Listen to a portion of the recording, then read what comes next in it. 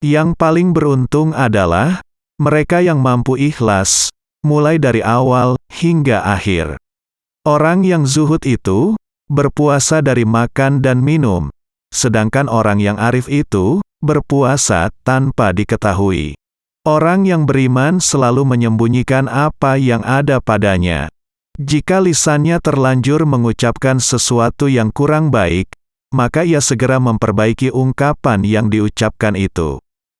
Berusahalah menutupi apa yang telah lahir, dan mohon kemaafan. Janganlah kamu menghendaki kelebihan dan kekurangan. Janganlah mencari kemajuan dan kemunduran. Sebab ketentuan telah menetapkan bagian masing-masing. Setiap orang di antara kamu tidak diwujudkan melainkan telah ditentukan catatan mengenai pengalaman hidupnya secara khusus. Bersopanlah yang baik terhadapnya dan terhadap makhluknya.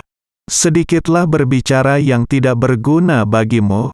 Orang-orang yang meninggalkan amal dalam keadaan berilmu, ilmu itu akan melupakanmu, dan berkahnya hilang dari hatimu. Wahai orang-orang yang bodoh, seandainya kamu mengetahuinya, niscaya kamu mengetahui siksaan-siksaannya. Wahai anak, janganlah kamu menuntut sesuatu kepada seseorang. Dan jika kamu mampu untuk memberi dan tidak mengambil, maka lakukanlah. Kamu melayani dan kamu tidak minta dilayani oleh orang lain, maka lakukanlah. Nasihatilah dirimu terlebih dahulu, barulah kemudian menasihati orang lain. Kamu harus lebih memperhatikan nasib dirimu.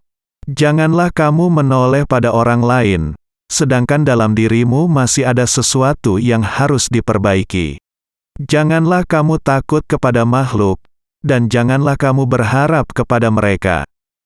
Karena hal itu menunjukkan betapa lemahnya imanmu. Hendaklah engkau istiqomah dalam cita-citamu, sehingga engkau memperoleh ketinggian, karena Allah akan memberimu sesuatu yang layak dengan cita-citamu.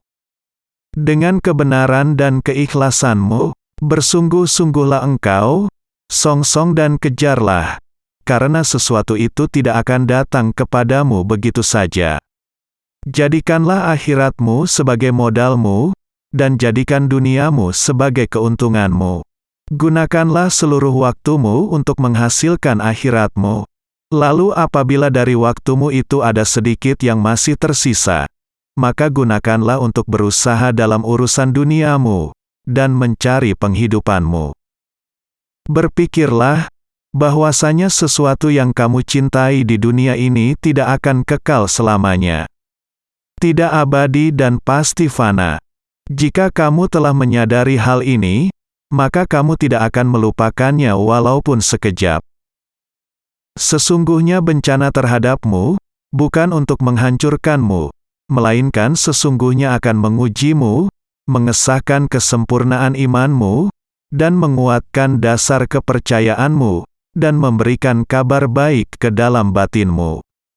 Orang itu dikatakan dekat dengan Allah, selama dia meluangkan waktunya untuk berzikir setiap hari.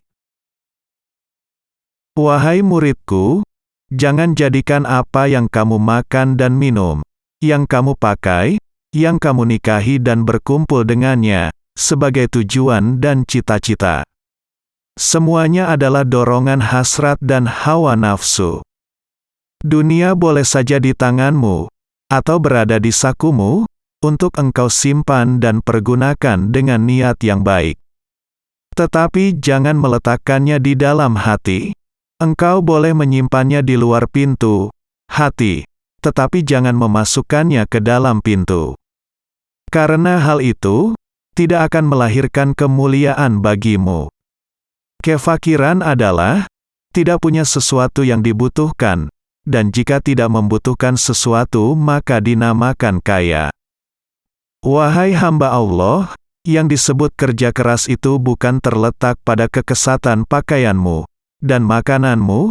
Kerja keras adalah terletak pada sikap zuhud hatimu. Sabar adalah suatu ketentuan, daya positif yang mendorong jiwa untuk menunaikan kewajiban.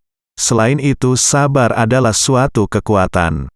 Janganlah kamu menjadi orang yang berlisan syukur, tetapi hatimu berpaling dari hak yang datang kepadamu. Memang demikianlah kebanyakan orang. Lelah itu, selama kamu berkemauan untuk menuju dan berjalan kepadanya. Terkadang kamu meminta pertolongan kepadanya dengan menentangnya. Penyesalan, perbaikilah hatimu, karena jika hati telah baik, segala tingkah lakumu akan menjadi baik. Hati yang baik itu, karena adanya takwa dan tawakal kepada Allah Ta'ala, bertauhid kepadanya dan ikhlas, dalam beramal serta yakin, akan kerusakan semua itu, apabila tidak ada tindakan-tindakan tersebut. Jika dunia dan akhirat datang melayanimu, dengan tanpa susah payah, ketuklah pintu Tuhanmu dan menetaplah di dalamnya. Bila kamu telah menetap di dalamnya, akan jelaslah bagimu seperti buah fikiran. Nafsu seseorang selalu menentang dan membangkang, maka barang siapa ingin menjadikannya baik, hendaklah ia bermujahadah, berjuang melawannya, sehingga terselamat dari kejahatannya. Hawa nafsu semuanya adalah keburukan dalam keburukan. Namun apabila telah terlatih dan menjadi tenang, berubahlah ia menjadi kebaikan di dalam kebaikan.